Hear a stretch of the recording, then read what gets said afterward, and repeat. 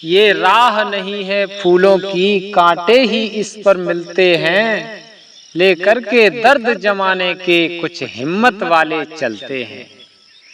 आजाद की कभी शाम न होने देंगे, शहीदों की शहादत बदनाम न होने देंगे। और बचेगी लहू की एक बूंद जब तक इस शरीर में, तब तक भारत माँ तेरा आंचल नीलाम न होने देंगे। जय हिंद दोस्तों। साथियों, धार्मिक वीडियो तो आप मेरे YouTube चैनल पर देखते ही रहते हैं। आज आपको ले चलते हैं देशभक्ति वीडियो की ओर, और एक ऐसे महान क्रांतिकारी का जीवन परिचय आपको बताने वाले हैं जिसने बचपन में ही अपना नाम आजाद रख लिया था।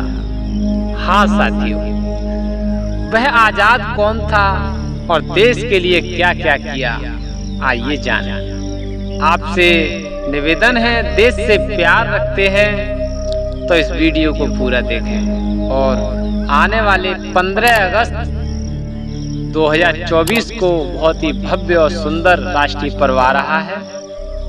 आप सबको आज ही मैं शुभकामनाएं देना चाहता हूं। उससे पहले आप इस वीडियो में बने रहें।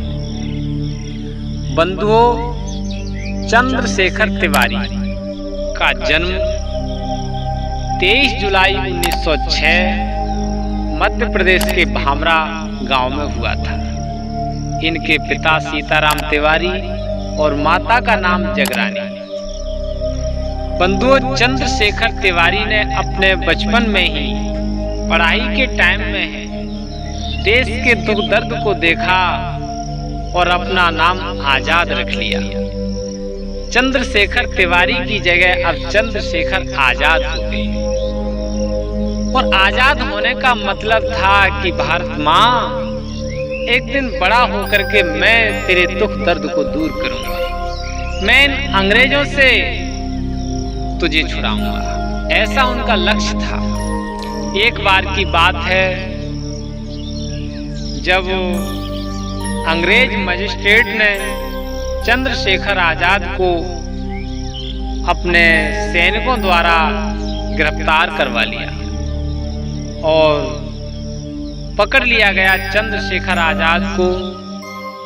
चंद्रशेखर आजाद से मजिस्ट्रेट ने उनका पता पूछा। प्यारे बंधुओं, इस पते को सुनकर के आप हैरान रह जाएंगे। तो चंद्रशेखर आजाद से मजिस्ट्रेट ने पूछा, आपका नाम क्या है? तो चंद्रशेखर आजाद ने अपना नाम बताया, आजाद। चंद्रशेखर आजाद से मजिस्ट्रेट ने पूछा, तुम्हारे पिता का नाम क्या है? तो चंद्रशेखर आजाद ने बताया, स्वाधीन। चंद्रशेखर आजाद से मजिस्ट्रेट ने पूछा, तुम्हारी माता का नाम क्या है? तो चंद्रशेखर आजाद ने कहा, भारत माता।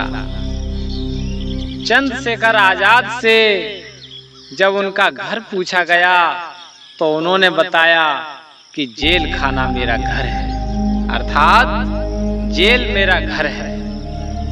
इन सारी बातों से नाराज होकर के मजिस्ट्रेट ने चंद्रशेखर आजाद को 15 कोड़ों की सजा दी कि ले जाओ इसे, 15 कोड़ों की सजा दो। जब 15 कोड़े चंद्रशेखर आजाद के शरीर पर मारे गए, लहूलुहान हो गया शरीर। प्रत्येक कोड़े पर कहते थे, भारत माता की जय, इंकलाब जिंदाबाद, जय हिंद आदि आदि के नारे लगाते रहे। लेकिन कभी भारत माँ की जय को उन्होंने नहीं छोड़ा। जब 15 कोड़ों की सजा पाकर के वापस हुए तो उनके सहयोगियों ने, उनके अन्य क्रांतिकारी वीरों ने उनका फूल मालाओं से स्वागत किया। ये उनके पढ़ाई के समय की घटना थी। अब प्यारे बंधुओं, सीधे ले चलते हैं उनके जीवन के अंतिम क्षणों की ओर। एक समय था आज जिसे प्रयागराज कहा जाता है उसे पूर्व समय में इलाहाबाद कहा जाता था। प्रयागराज के अल्फ्रेड पार्क में 27 फरवरी 1931 को अपने मित्र सुखदेव से बात कर रहे थे चंद्रशेखर आजाद। क्रांतिकारियों से देश को छुड़ाने के संबंध में अगली रणनीति क्या करेगी आदि वार्तालाप कर रहे हैं। देखा कि अंग्रेज सैनिकों ने उनको दबोच लिया और घेर लिया। कई मित्र और भी साथ थे चंद्रशेखर आजाद के, लेकिन वो इधर उधर हो गए। अब अकेले पड़ गए चंद्रशेखर आजाद और लड़ते रहे अंग्रेजों से। 15 अंग्रेजों को अंतिम समय में मौत के घाट उतार दिया चंद्रशेखर आजाद ने, और लड़ते लड़ते सिर्फ एक गोली बची। उस गोली को देख करके चंद्रशेखर आजाद ने स्वयं से कहा, अगर ये गोली मैंने अंग्रेजों की तरफ चला दी तो इससे सिर्फ एक अंग्रेज मरेगा, लेकिन मैं जिंदा बच जाऊंगा और मुझे ये अंग्रेज पकड़ लेंगे और पता नहीं मेरे साथ क्या क्या दुर्व्यवहार करें। इसलिए हे भारत माँ, अब मेरा जीवन यहीं समाप्त होता है। और इतना कह करके अंतिम गोली से अपना बलिदान कर लेते हैं और सदा सदा के लिए भारत माँ के सपूत अमर हो जाते हैं। उन्होंने कभी अंग्रेजों के सामने घुटने नहीं टेके। जब भी बात की, ईंट का जवाब पत्थर से दिया।